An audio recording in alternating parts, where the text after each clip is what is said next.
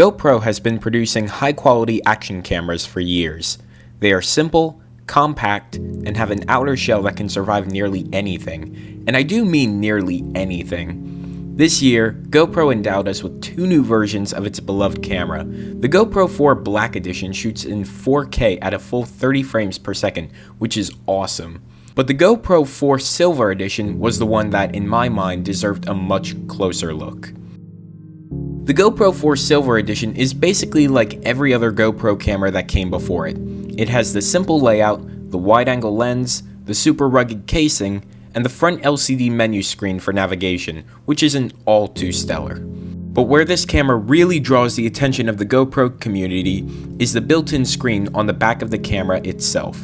It is a capacitive touchscreen that works incredibly well and offers more uses than just being able to see what you are shooting while you are shooting it, which in itself is an incredible feature, by the way. This screen offers you the ability to use an on-screen menu to control things like mode, video resolution, and other features that the other GoPros would have had to use the front LCD screen to control, which would have really been a pain.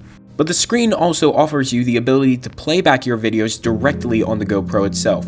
This is really great for people who are wondering how their video looks on the go and are wondering if they will need to adjust any of the video settings while away from a computer. For me, someone who has had very little experience with a GoPro, besides one time out in Vegas, the rear screen helped a ton while shooting small projects with friends, adjusting settings on the go, and viewing videos immediately after recording. Also, the outer shell provides multiple protective backs that can either protect the screen when the camera is submerged, or allow for use of the screen while the camera is in the protective casing. Now, as for the software inside, not much has changed. There are three lens modes you can record with, being narrow, medium, and wide.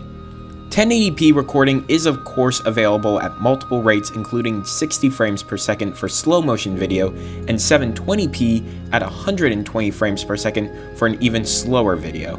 Although I will say that it is not a good sign that the iPhone can record full 1080p video at 240 frames per second, which is twice as many as the GoPro on a lower setting, and it doesn't even have a phone attached. 4K recording actually found its way into this camera, but it comes in at only 15 frames per second, so it is pretty much useless for any kind of practical video in 4K. And you can take 12 megapixel photos either on a burst mode at 30 frames per second, or do cool time-lapse, which really look amazing. For recording video with the screen fully on, you get about an hour of battery life. When doing time-lapses, the battery seems like it would last all day with the screen off. All of the video and photos look about the same as video and photos from the older models on standard, but thanks to ProTune settings, you can have video either automatically adjust, or you can set settings such as ISO, exposure compensation, and even have the video shoot in flat so that way you can go back and color correct it later.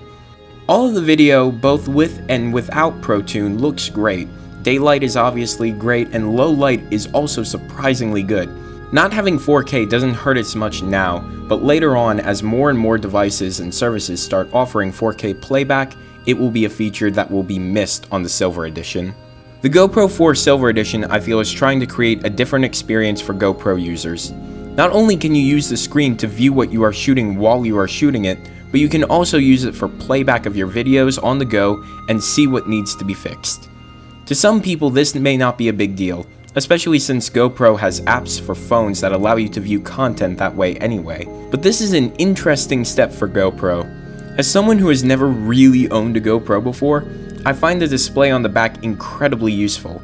It may be lacking in some of the areas of video quality, but if you are willing to sacrifice 4K video at 30 frames per second, the GoPro Hero 4 Silver Edition is a great upgrade from any past GoPro camera.